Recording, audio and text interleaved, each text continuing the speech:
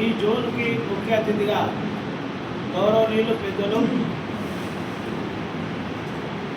X-MLC అతార్ Singh రావు గారు, అదేవిధంగా గౌరవనీయులు పెద్దలు సెక్టార్ కోఆర్డినేటర్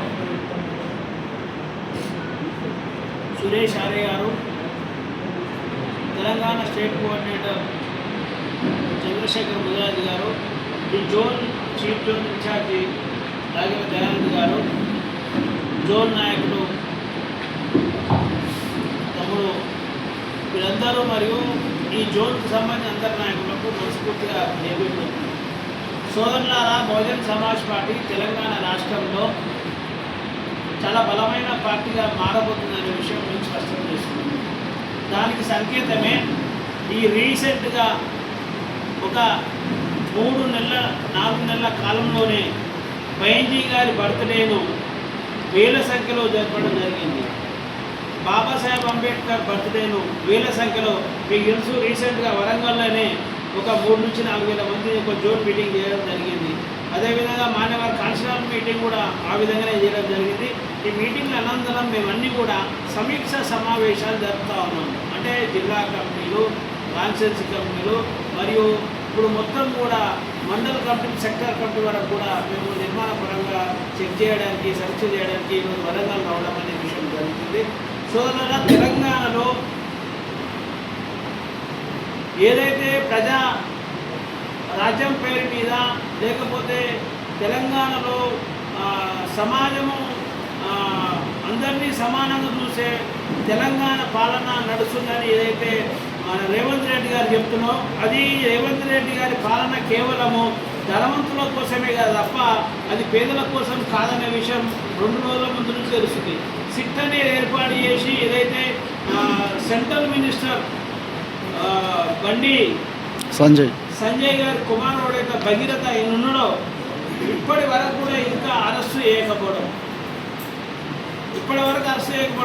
మీకు తెలుసు, మీడియాలో అందరికీ ఎవరైనా సామాన్యులు కనుక ఒకవేళ అలాంటి తప్పు చేస్తే ఇప్పటి వరకు తీసుకుపోయి ఎన్కౌంటర్ చేసే పోలీస్ డిపార్ట్మెంటు ఇంకా కనీసం ఇప్పటికీ ఎందుకు అరెస్ట్ చేస్తలేదు అనేది బహుజన్ సమాజ్ పార్టీ ఈ విషయాన్ని పోలీస్ డిపార్ట్మెంట్ను కూడా అడుగుతుందన్న విషయం స్పష్టం చేస్తున్నాం.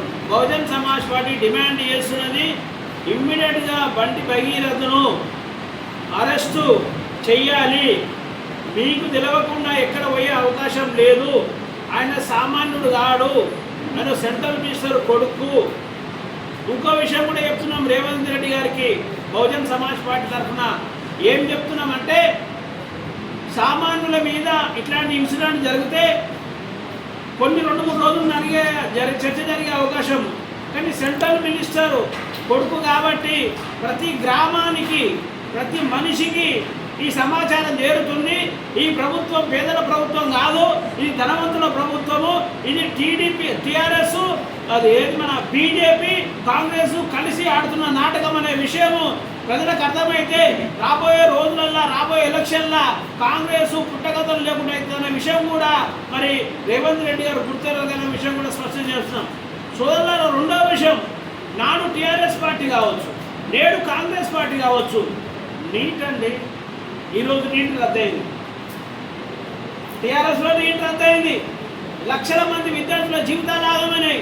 ఈరోజు కూడా టీఆర్ఎస్ నీట్ రద్దయింది. అలా కాంగ్రెస్లో 22 లక్షల మంది పిల్లలు ఎగ్జామ్ రాసి లక్షల రూపాయలు వాళ్ళ జీవితాలు మొత్తం కూడా కేవలము ప్రైవేట్ ఇన్స్టిట్యూషన్లో ఏది గుజరాత్లో లీక్ అవడం వల్ల ఈరోజు లక్షల మంది జీవితాలు మొత్తం కూడా సర్వనాశనం అయ్యే అవకాశం ఉన్నది.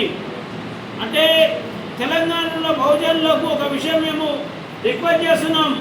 బహుజన సోదరులారా, మీరందరూ ఆలోచన చేయండి. ఈ ఎగ్జామినేషన్ లీక్ అనేది మన పిల్లల భవిష్యత్తును నాశనం చేస్తున్న విషయ ప్రక్రియ. ఇది కేవలము కాంగ్రెస్, టీఆర్ఎస్, బీజేపీ పార్టీలు బహుజనుల జీవితాలను నాశనం చేయడానికి ఒక ఆడుతున్న గేమ్గా మనం ఆలోచన చేయాల్సిన అవసరం ఉన్నది.